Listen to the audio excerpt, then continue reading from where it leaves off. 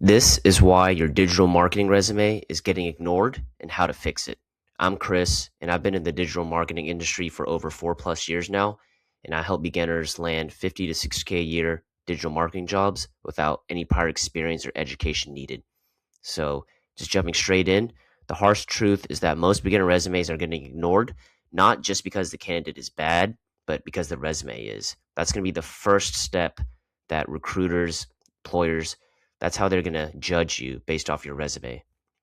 So, one is you keep it to one page. If you're a beginner, you might think that the more the merrier. You have to add a lot of content, a lot of different extra information on your resume to impress the employer, but that's not true at all. You actually want to keep it very short, one page. So if you're early on in your career, keep your resume one page max. Recruiters won't scroll, and they're looking through a bunch of resumes every day. So if you can keep it short, simple, to the point, they can see that you're the right fit for the job just based off one page.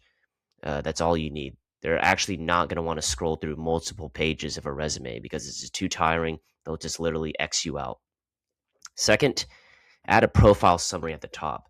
So on your resume, you want a condensed profile summary of your experience, your background, what you've been doing, and this includes about 2 to 3 short sentences about who you are, what you specialize in, whether it's paid ads, email, SEO, and the kind of role you're looking for.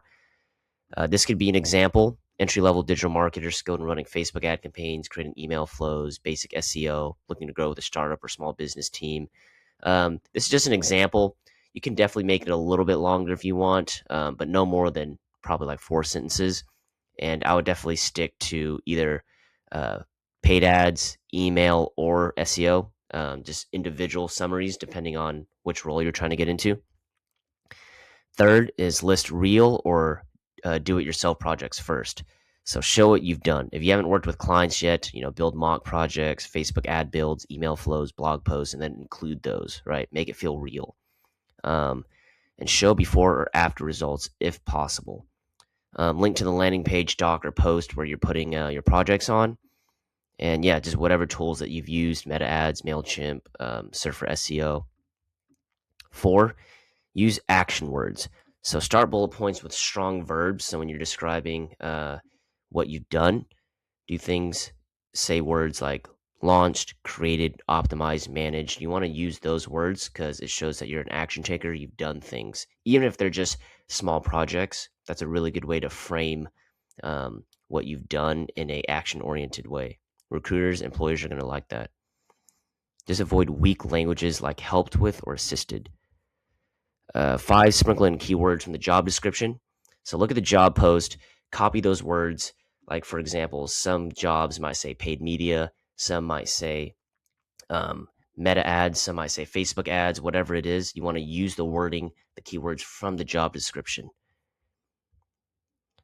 Six, add achievements or projects if you don't have achievements yet. So just say what you did, say what happened. So you generated 60 leads with a $15 a day budget, or wrote an SEO blog that ranked one for best dog brushes. You kind of get the point.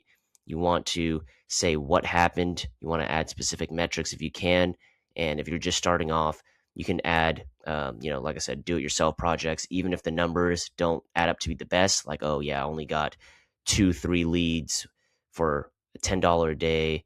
My SEO blog ranked 3 or 4 or 5, whatever it is. Just add that anyway, and then you could improve over time. All that matters is that you start. And then lastly, education is always going to be at the bottom. So your degree, whatever it is, you can just add that at the bottom of your resume, because most employers aren't really going to care too much about your degree, especially in digital marketing. So you can just have that at the bottom. It's a nice extra. You can add some certifications down there too. I think that adds some credibility. Um, but yeah, that should definitely go last. And yeah, everything else, will be above that. That's more important. And yeah, that's pretty much it, guys. I do have a more comprehensive course, the Pixel to Paycheck system, that gives you the full outline of the exact resume template I used to land my digital marketing job. So if you're interested, go ahead and check out the links down below. And yeah, My whole resume template is in there. And if you need some help or some guidance, feel free to book a free call down below. I have a Calendly link down there, so pick a time.